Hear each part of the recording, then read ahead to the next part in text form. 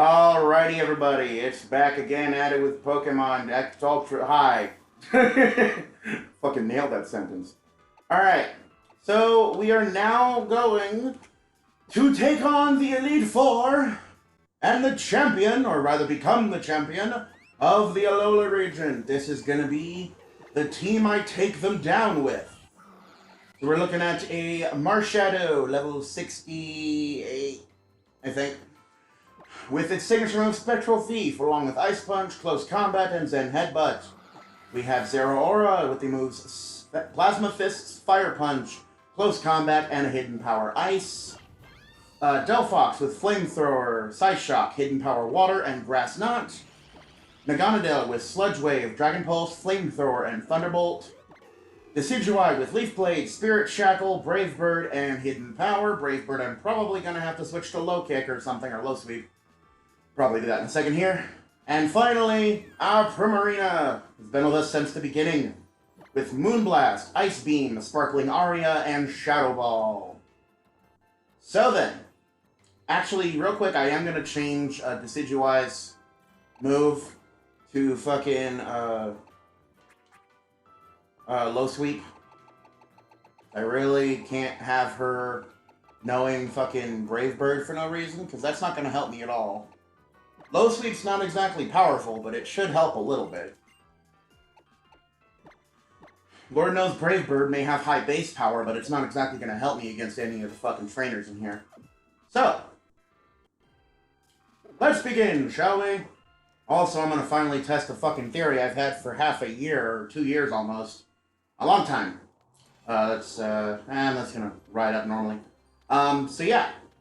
Like I said, we're taking on the Elite Four. And I'm just going to spoil it now, the champion, quote-unquote.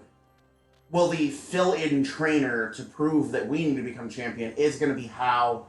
I don't really see why. He wasn't exactly a very important character in this game. I guess it's because, oh, he's your rival and yada yada yada, but personally, I would have much rather fought Lily. That would have been awesome. But I know Lily's not much of a trainer, but I still think that would have been a great change her pace and an excellent curveball.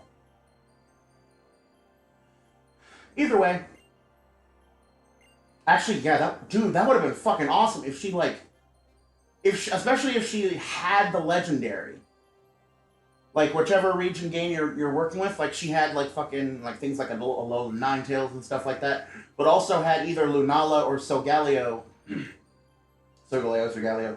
as her ace, and had it nicknamed Nebby, and then when you decided to go capture it, it would be, you could change the nickname, but it would be nicknamed Nebby by default.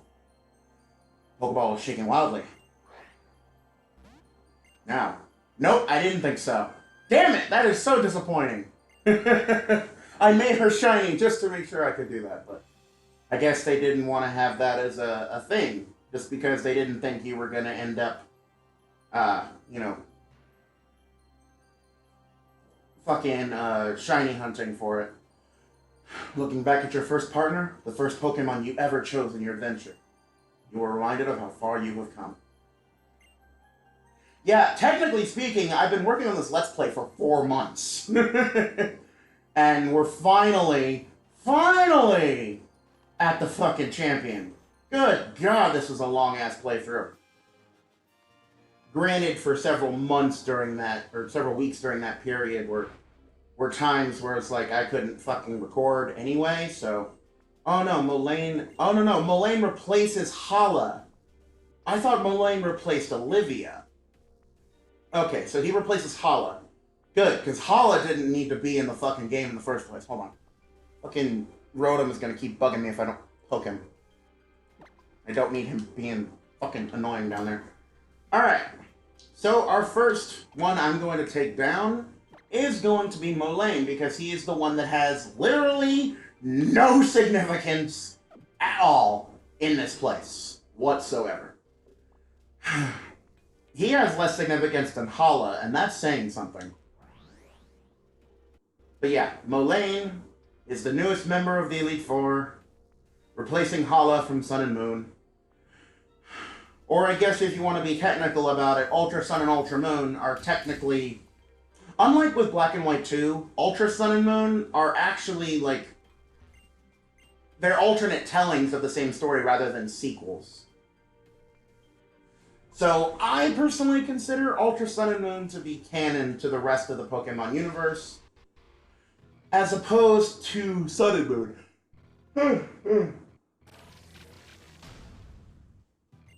My main reasoning behind that is that there's more Pokemon in Ultra Sun and Moon. So it makes more sense that it would be more canon to the series. Alrighty. And as I mentioned a billion times already, he specializes in Steel-type Pokemon. But I am level 70, and I have a fucking fully powerful starter Fire-type in front of me. Thunder Wave might be a pain in the ass though, so I'll probably have to heal that off in a minute. But Klefki dies. With Life Orb, I doubt I'll not be able to one-hit KO any of his Pokemon. We'll just have to see, though. Alright, who else we got? Dugtrio. Okay, yeah, I'm actually going to swap out. Dugtrio he's rocking is the Alolan Dugtrio, which is a ground steel type. Yes, my steel type, or my fire type Delphox will be able to one-hit KO it, but I don't exactly... Well, first of all, I'm paralyzed, so I will move after it. And I do know his Dugtrio does know Earthquake, which could 75% or even one-hit KO my Delphox. Not willing to risk that. However, Primarina's Sparkling Aria will make short work of this ground type. And his Earthquake won't really do much, because I do have 200 IVs placed into, or EVs rather, placed into defense. So even with that, it's still not even a 3. It's a 3-hit KO, but not worse than that. Use the magical water and drown your ponytails or hair that is... I think supposedly, if I remember correctly, Dugtrio's hair in its Alolan form is actually made of, like, metal fibers. Like metal filings or something. And it's, like, magnetically attached to its head. I don't know. I just think it's really fucking dumb. It's probably the worst designed Pokemon, like, ever, honestly. I would go as far as to say it's really worse design than fucking Vanillix or Garbodor. Or hell, even Trubbish, because Trubbish is way worsely designed than Garbodor. Hell, I'd say it's like... You're literally taking 3 moles and putting wigs on them. That's all you're doing. It's... You didn't even change their coloring. Like, their fucking normal and shiny forms even have the same colors as their fucking Alolan forms. What's the point? Oh, fucking... I hate Sturdy.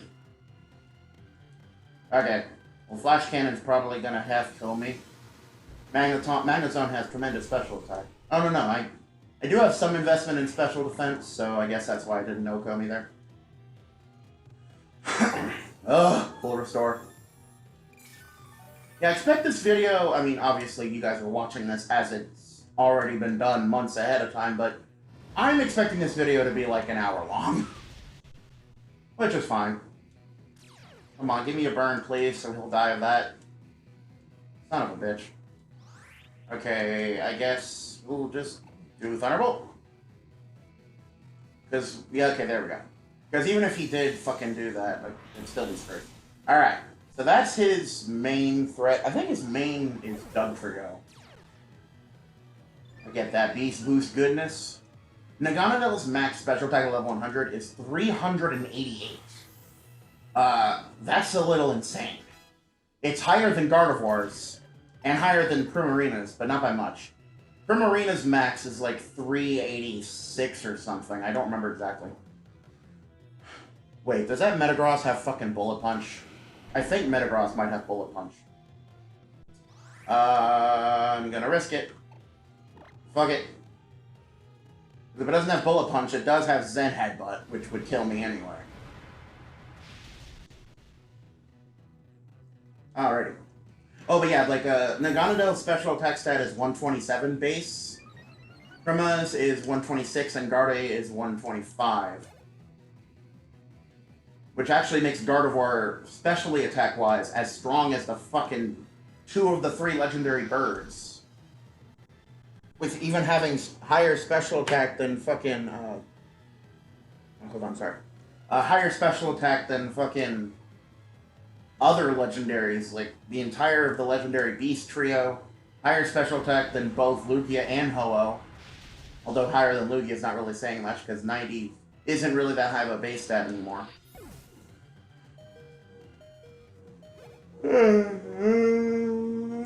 Shindig. Okay. Nagano can pretty much run train on everything just with Beast Boost alone. I'd have to say it's more terrifying of a sweeper even than fucking, as far as Ultra Beasts are concerned, even more so than Kartana, Pheromosa, or, even Xurkitree. For the simple reason that because it has a much more diverse moveset, I mean, it has perfect type coverage in its 2 stab moves along with Flamethrower. Thunderbolt just adds to the coverage.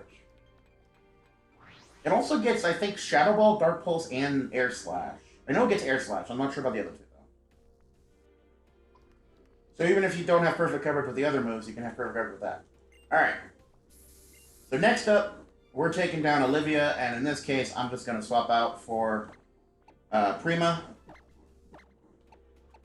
Wait, no, her first Pokemon is Probopass. We'll swap out for Decidueye. Her Probopass, I believe, has Thunderbolt, or Discharge. And also, just like with Magnezone, I think she has 2 Pokemon Sturdy. Her ace is actually going to be Dusk Form Midnight Form Lycanroc. I always call it wrong.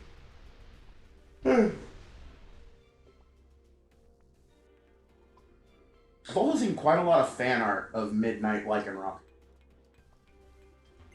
And yes, including the dirty kind. Actually, more of that than the other 2, to be honest. Like, way more. Anyway. About Lycanroc, though, I mentioned this about, a dozen videos ago. I really think that they had a missed opportunity with the Lycanroc forms. They just made all 3 of them standard, basic Rock-type Pokemon. And I think that's a real damn shame.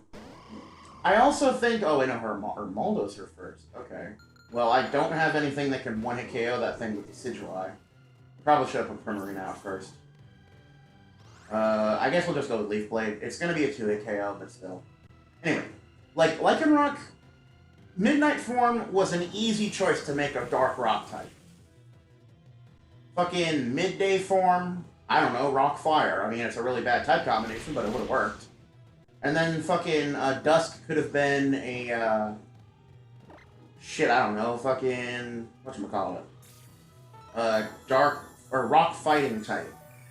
It would have put it on the same kind of type combo as, Terrakion, which is currently the only Rock Fighting type Pokemon in the game. Did I activate? No, I didn't. Oh no, I think my Decidueye has Long Reach, not, yeah, he has Long Reach. She doesn't have a fucking, Overgrown. Yeah, when I hacked her in, I gave her Long Reach, because, I don't know. I thought I was going to face something with Rough Skin? I don't fucking know. Okay, and there's her Lycanroc. Decidueye is going to be faster than it, so I'll just keep her in. Plus, I do need something fighting-wise alive for Probopass. I think they only use 2 full restores per match. And they already used 1, so... But yeah, Midday Form could have easily been like a Rock Fire type or a Rock Grass type, or... I don't know, Midday Form kind of doesn't look like it could be anything other than just a plain Rock type. Dusk Form looks like it could be like a Rock Fighting or a Rock Electric or something like that. And then obviously... Oh, that's right, her fucking Gigalith has 30. Shitty biscuits. Eh, fuck it. Decidueye stay in. If I sack her, I sack her. Not a big deal.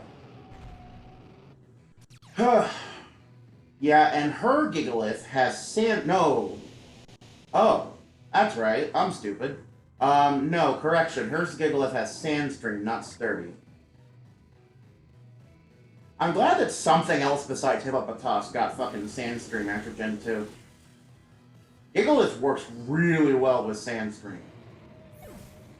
I mean, outside of, because fucking Hippopotas and Hippowdon can't manipulate the benefits of fucking, oh, sorry, is it right?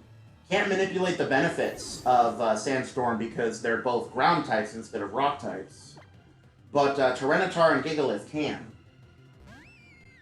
And I think they also gave Vanillux, yeah, they gave Vanillux fucking Snow Warning, since the only other thing besides it that could use it before Gen 6, before Gen 7 was fucking, god damn, I'm brain farting like crazy right now. A Bulbasaur. God, sucks. However, Sunny Day and Rain are still only used by 2 Pokemon.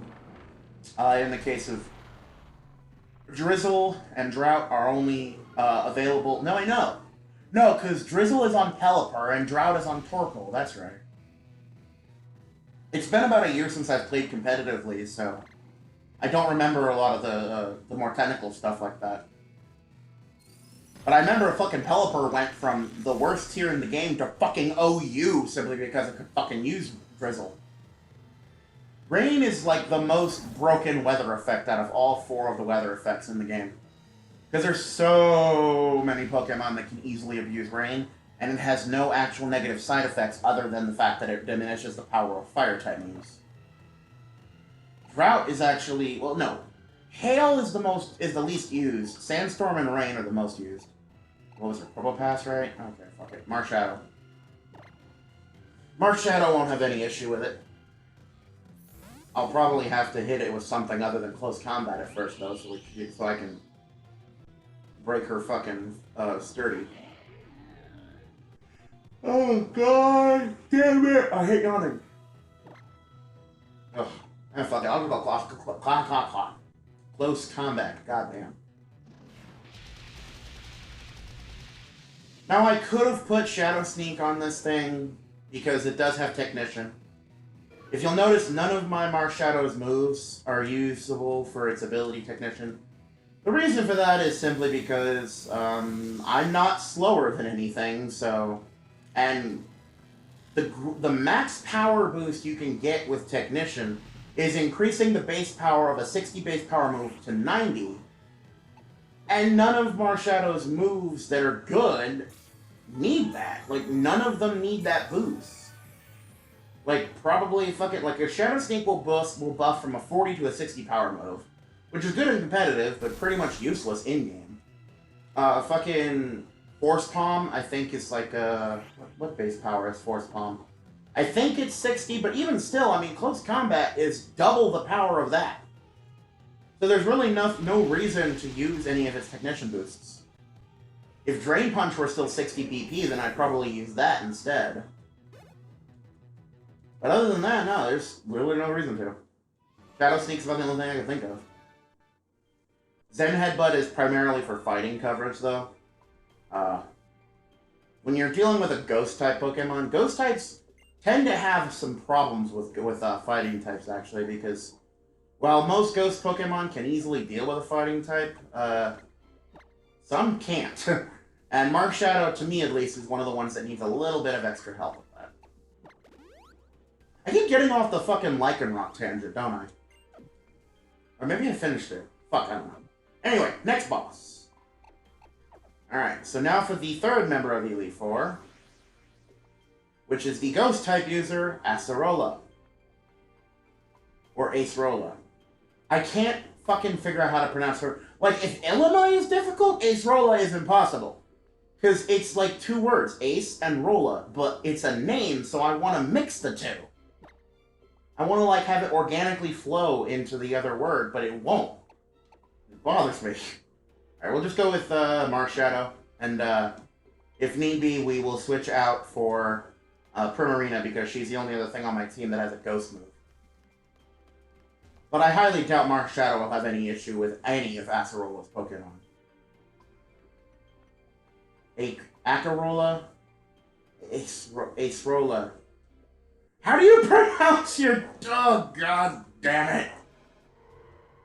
I almost want to call her Ebola just because I can't fucking pronounce her damn name.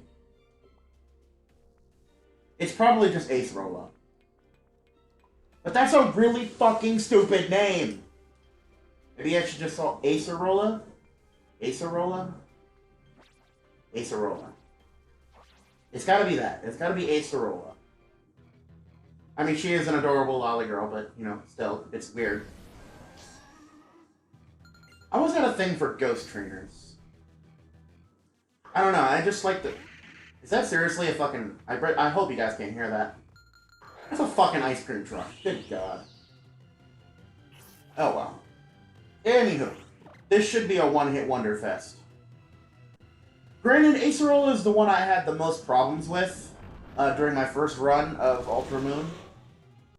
Mostly because, like... Well, I mean, my first run, I always... Whenever I'm playing a game, my first run of the game, I never use cheat codes. I never use hacking tools or anything. I always play the game as originally designed for my first run. On my second and every other run after that, I use cheat codes, hacks, programs, whatever. But on my first run against this bitch, I didn't have any ghost types. I usually don't have a ghost type on my team. I'm not a very big fan of most of the Pokemon of that type. I chose Primarina, obviously, because I didn't want to use fucking Incineroar or, you know, whatever. Now, granted, had I used Incineroar, Acerola probably would have been a fucking cakewalk. Hold on. Repositioning myself. Okay. But yeah, had I used Incineroar, or even Decidueye, although Decidueye probably would have been more of an issue, Acerola probably would have been a fucking easy fucking battle, and I would have one-hit KO'd her with everything with Darkest Lariat, or with Spirit Shackle. But I didn't do that. I had Lurantis. Fucking... I had Lurantis, Alolan Marowak, I think, or Raichu, one of the two. I think it was Marowak, though. My first playthrough I wanted to use an Alolan Pokemon, and Marowak was the only one that appealed to me in any way. Although Alolan Raichu being an electric psychic type was pretty cool. I really wish that we had gotten an actual electric psychic type that's not just a retread of a previously used concept, but whatever. God, Spectral Thief is such a cool fucking move. It actually acts like the move Snatch, but it does damage. And for those of you who don't know what the fuck the move Snatch is, and I don't blame you if you don't, it was a move introduced in Generation 3. It's a status move that will steal the opponent's stat changes and apply them to the user. So basically, if your opponent uses Dragon Dance, ups their attack and special attack by 1 stage each, you use Snatch and then take that away from them and boost your own attack and speed. Spectral Thief is the same exact way, only it also has a base power of 90, making it the strongest physical ghost type move next to fucking Shadow Force. And it is also the only ghost move that I can think of off the top of my head that has a base power higher than 80. Actually. I think it is. Holy shit. Because Shadow Claw is 70, Shadow Ball is 80, Shadow Sneak is 40, Grudge is 50, sorry, not Grudge, Hex is 50, but it's double regarding on special conditions. What else am I thinking of? Shit, I can't think of anything else. So yeah, Marshadow's Spectral Thief is kind of a broken move. Probably why Marshadow isn't Ubers. As a matter of fact, I think it's exclusively why Marshadow isn't Ubers. I mean, it's 125 attack and speed. Doesn't hurt either. But still. Alright. And now for the last of the Elite Four. A trainer that you will be forgiven for not knowing ever existed because she is never mentioned ever. Except by, like, maybe one character randomly references this character, but you see there's a wing symbol, a feather symbol on it. So you're like, oh, who is this? Who the hell is this? I cannot tell you who this actually is. I don't remember meeting her. I don't remember what her name was. I don't remember ever battling her. All I know is that she is a golfer, and she is the daughter of the person who owns the Grand Hotel. Her name is Kahili. The champion of Island Challenge 2. Traveling the world to improve my skills both as a trainer and a golfer. When I heard that you made a Pokemon League in your own home region, I came flying back to serve Alola. have a look at my fantastic flying type. I really wish they had given some kind of reference to this girl, but they didn't. Nothing else, her model is cute. But she just comes out of fucking nowhere. She looks fucking pissed. I don't know. Maybe I'm missing something that was mentioned at some point earlier in the game. But I honestly cannot remember if she was mentioned even once. Anyway, this is where Zeraora will finally get to shine. Her Plasma Fists should be able to one-hit KO everything this lady has. Boom! Boom, shakalaka! Plasma Fist, I think, has like a base power of like 120 or something. Or no, 100. 100 base power. I probably mentioned this earlier, but Plasma Fist, being Zeraora's unique move, actually coincides with its ability, Volt Absorb. I really wish its ability was fucking Motor Drive or fucking Lightning Rod in this case, but whatever. Also, I just noticed there's 3 fucking abilities that absorb electric moves. But yeah, Plasma Fists will turn all normal type moves on the field into electric type moves. I don't know how long the effect lasts. I just know that it lasts at least the turn of its use.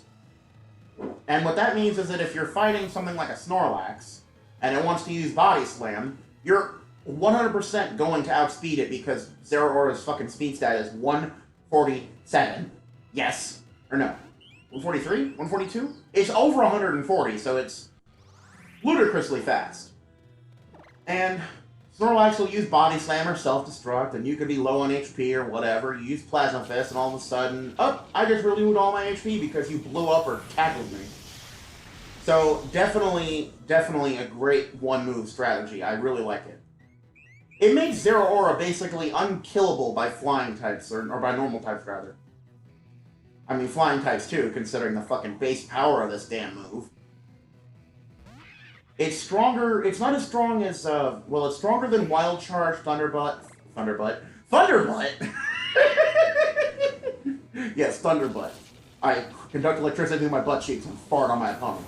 I was trying to say Thunderbolt and Thunder Punch at the same time, and it came out Thunderbutt. Maybe I should nickname Zeraora Thunderbutt now. Just because. Anyway, it's stronger than all of those moves. It's weaker than Thunder by only 10 base power, but it's also got 100% accuracy compared to Thunder's 70. It's not as strong as Volt Tackle, but it also doesn't have recoil damage. So all around, I'd probably have to say that this is the best physical lightning type move. Or the best physical electric move, period. Or the best electric type move, period, because no drawbacks, high base power, and a really good amount of power points. You can use it 24 times at max. 15 times normally. So yeah, absolutely an excellent fucking broken-ass move. Which is cool, because Zeraora is one of my favorite Pokemon since the day of its release. Is it the best electric type? No. But it's my favorite. I don't care if it's the best. Alright. So that, oopsie. Oh god. Oh god. I didn't want to do that. I didn't want to do that. I didn't want to do that. I didn't want to do that. I didn't want to do that. I didn't want to do that. Okay. Whew. I didn't realize where my cursor was. Anyway. Okay. Now last up is going to be the trainer we must defeat. Murder. Oh yeah, there we go, murder. Let's murder a child, shall we? I prefer doing that than fucking, ugh. I've said it before. I mean, I love this game. Don't get me wrong, I love this game. I played through the whole game because I like it. I don't like the characters. I don't care for the story's actually not too bad. The story's pretty good. But, like, I play Pokemon for the Pokemon. I play Pokemon for the battling. I play Pokemon for the strategy. I play Pokemon for the creatures, for the numbers. I'm a numbers guy. I don't play Pokemon for the story, as I've said numerous times now. I don't play Pokemon for the characters.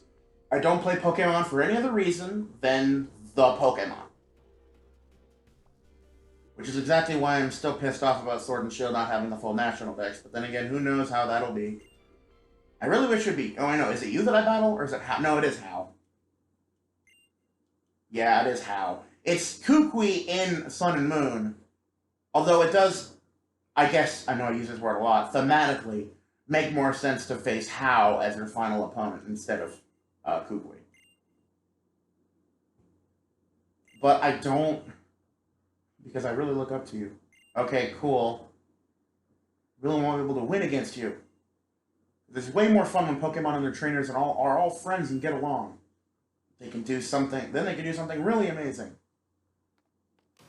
I'm your hero, huh? Well, I guess this could be worse. It's kind of harkening back to fucking Red and Blue from, well, Pokemon Red and Blue.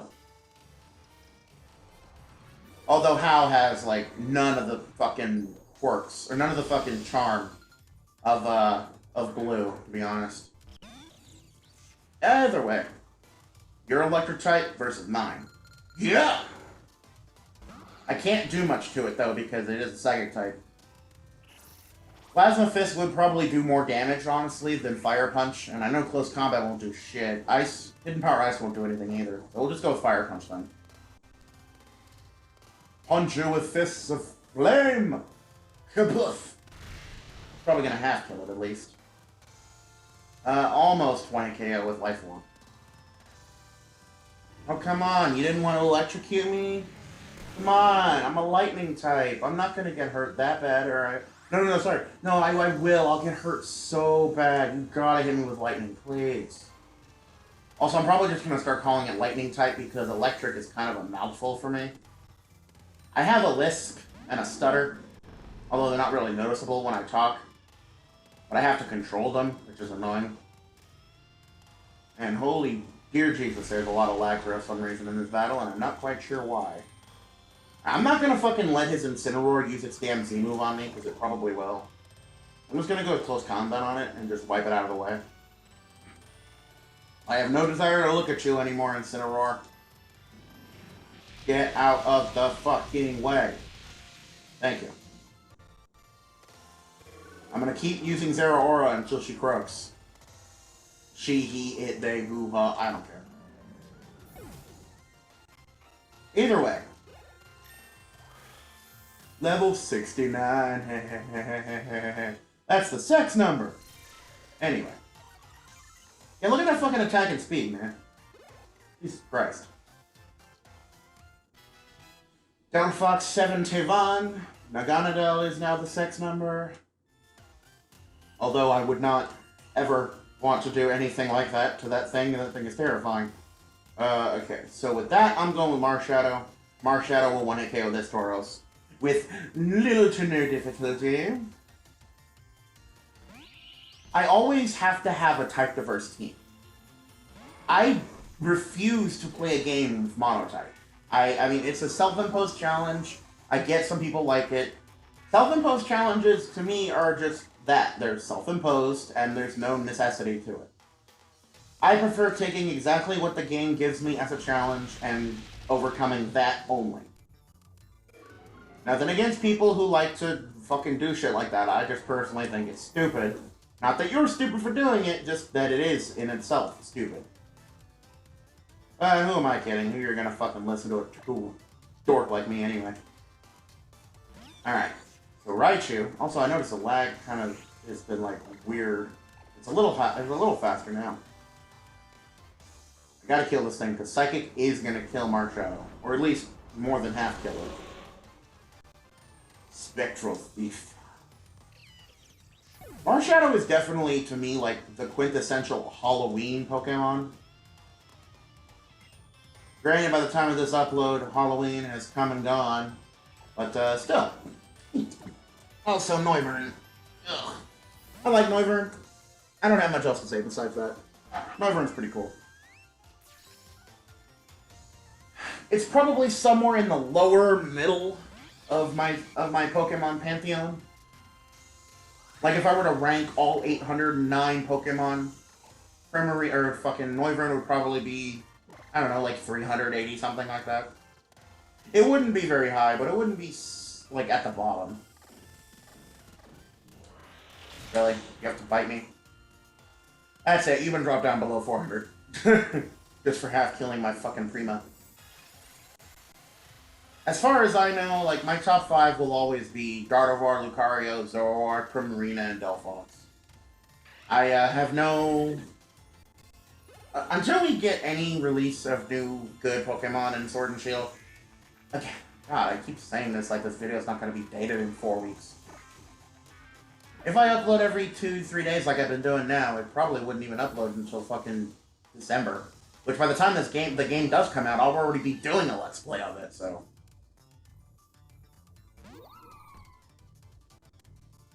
I'll probably upload it alongside Ultra Moon if Ultra Moon's not finished by the time the game comes out. I'm also saying these things more for my own affirmation rather than you guys, because obviously you guys have already seen whatever is going on my channel.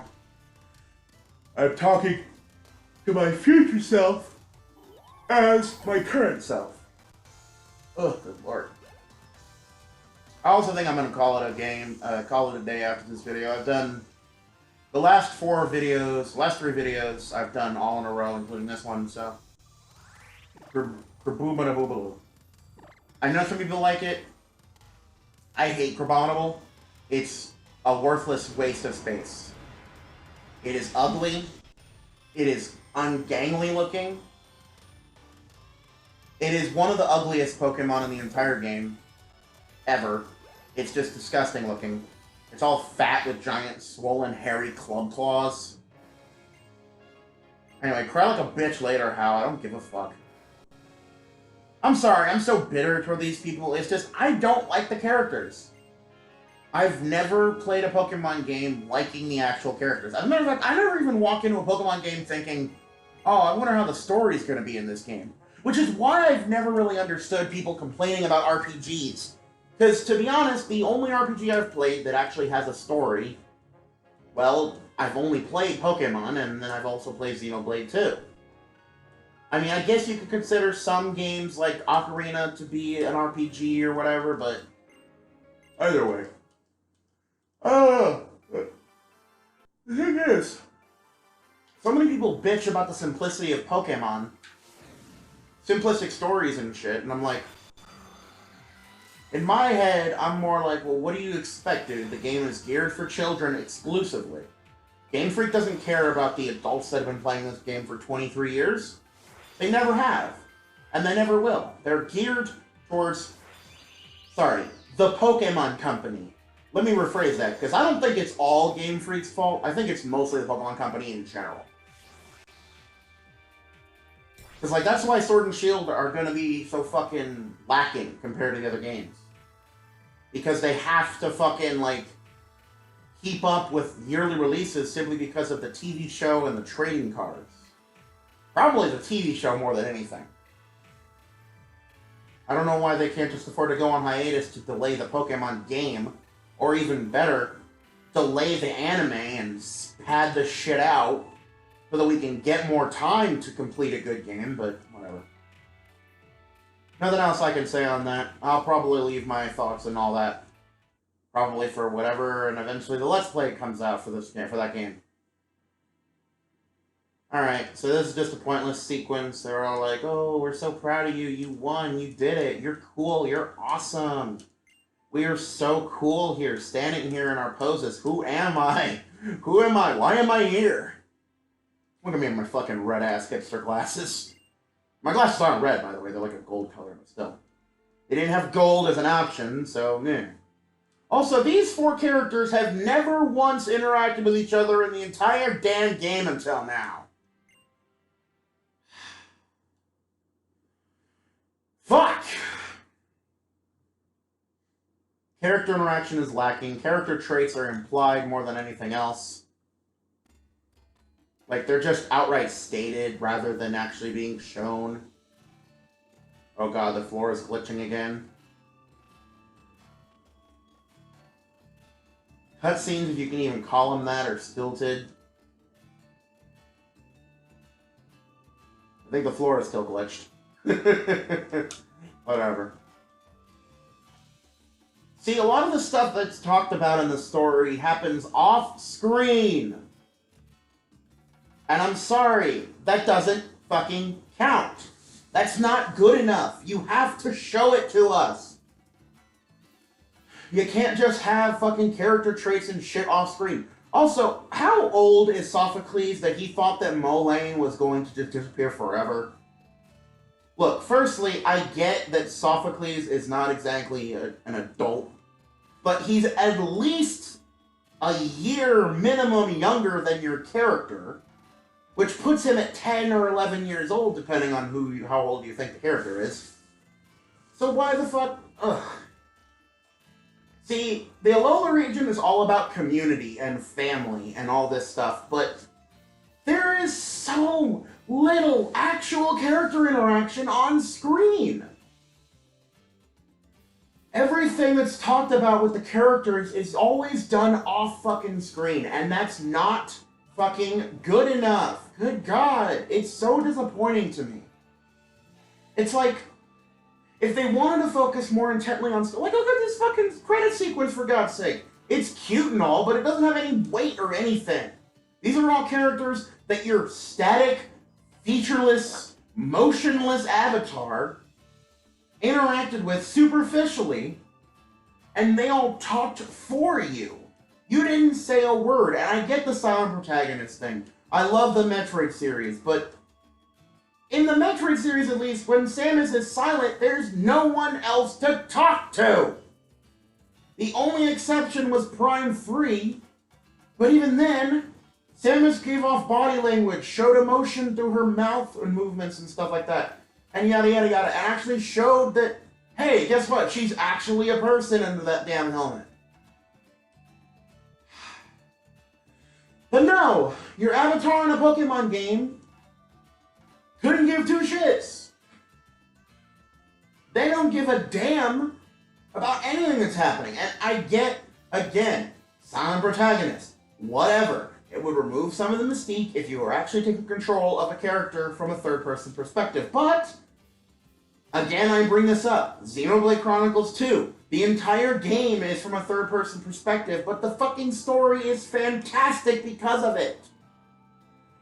Here's another game that you can talk about that also has a story, but is actually from the first-person perspective. Also, that's a random thing to show Zygarde just sitting there, waiting in a cave for you somewhere. That'd be cool if like that glitch with actually darkness enveloping the cave. Anyway. Just, come on, man. It's like I feel no attachment to any of this. I don't feel any emotional connection to any of the characters in this game, except maybe for Lily and Lucamine. Hau is just a story about living under the shadow of his grandfather. None of the trial captains have much in the way of a character arc, if at all. They have implied character traits, and shown through dialogue and cutscenes, if you can call it that, what their character is usually like. Probably Lana and Mallow were the ones that were best fleshed out in that area. Characters like Molayne and Sophocles just come off as added extras just for the sake of having their specific elemental type during the island challenge. Nanu at least has some personality, which I do appreciate. And then in the case of Ilima, he does have some character moments in regards to his mother in certain dialogue sequences. But characters like Kiawe just seem like a fucking mystery. And Kahili, who even are you? And Mina, you know, she's kind of like the stoner character or whatever, but... we refine her. Whoops. I'd say the best characters would have to be characters like Gladion and Lily and Lucamine and stuff like that, because they actually have a character. They actually have development. They have growth as a character. And like this scene right here, for example, showing Miss Thickwick, setting off Gladion, you know, and saying like, hey, you know, take care of yourself, yada, yada, yada. That actually means a little something because we saw what Gladion went through. We were there for it. And I felt an attachment to Gladion. I knew how poorly his mother treated him and his sister. And I felt with him trying to rescue his parents from the fucking death hole they were climbing themselves down. Also, thank you, Ultra Moon and Sun, for having Gladion leave and not Lily. Because I did not like the ending of Sun and Moon because the fact that Lily fucking left to Kanto with Lucamine to never be seen again. This is the reason why I consider this game to be the actual canonicity to the series. This cutscene alone tells me that. Oh, look, and then there's Lucamine. See? Look at that! That is fucking story, damn it! I like it! That is closure for him, even. She's waving off her son. That's super sweet. See, that's closure. That makes me feel something.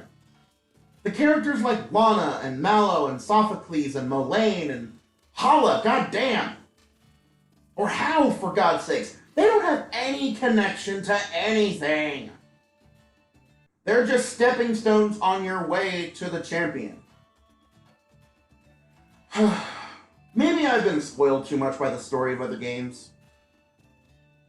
Or maybe I just am so bitter like that. First of all, why is Acerola here? Why is Acerola here? I mean, Acerola's quirk is cute, and she's kind of like... Okay, this actually kind of makes sense. See, this is neat, though. I don't think this was in the original game. But this is neat, though. They're like both, you know, both Cal and your character come to the Tapu Stone where it all started. Oh, no, yeah, this was in there. That's right. Oh, God, the glitch is there again. I don't know. I know I spent the last 15 minutes of this cutscene basically just bitching and complaining about the story, but the story itself is fine. It's the characters in it that just mean nothing. Especially your character. You are just... You're not even in this story. You could replace your character with a plastic bag and it would mean the same. I don't feel like I'm in the Pokemon world in these games. I don't feel like I'm actually doing any of this stuff. I don't feel anything. Except for Lily's family and a couple of scattered characters throughout. Gameplay-wise, it's Pokemon as I love it and know it. I will always know and love it. And I have no issue with whatsoever about the gameplay in the slightest. But story-wise...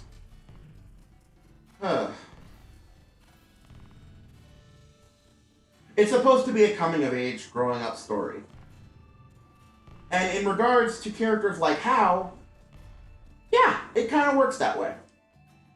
With Hal and Lily, they grow up. They advance. They become people.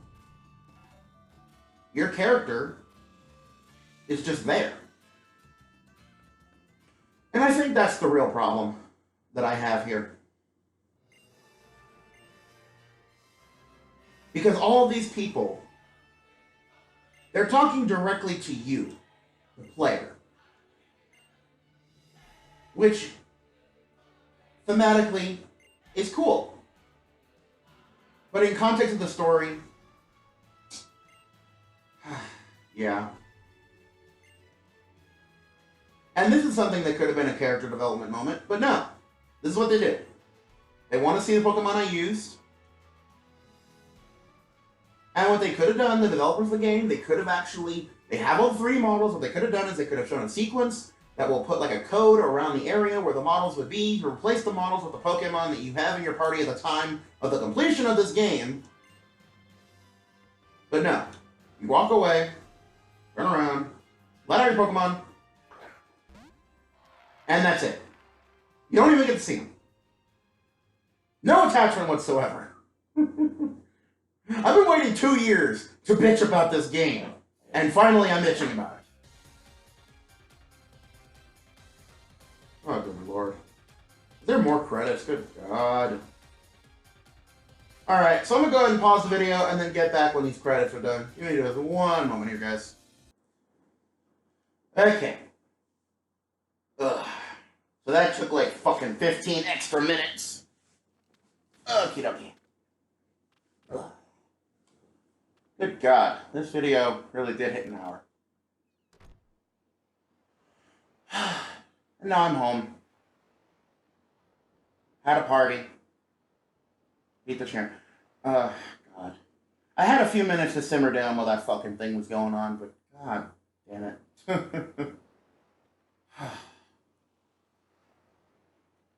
Great game. terrible fucking story.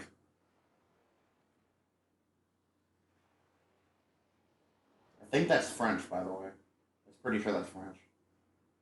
Which is weird, because I shouldn't have French being what it is there. Oh well. Save the game. Huh. The end. So, I'm probably going to call this the end of the Let's Play, not just because it says the end on the bottom of the screen there. But, first of all, this fucking video is over almost an hour, god damn it. Alright, so, there's really not much else to do now. It took me 17 hours, that's it? Jesus Christ. This game was way longer than that. Alright, so, like I said, there's not much left to do. There's no, like, Ultra Beast Hunt side quest thing like there was in Sun and Moon. There really isn't a post-game to speak of.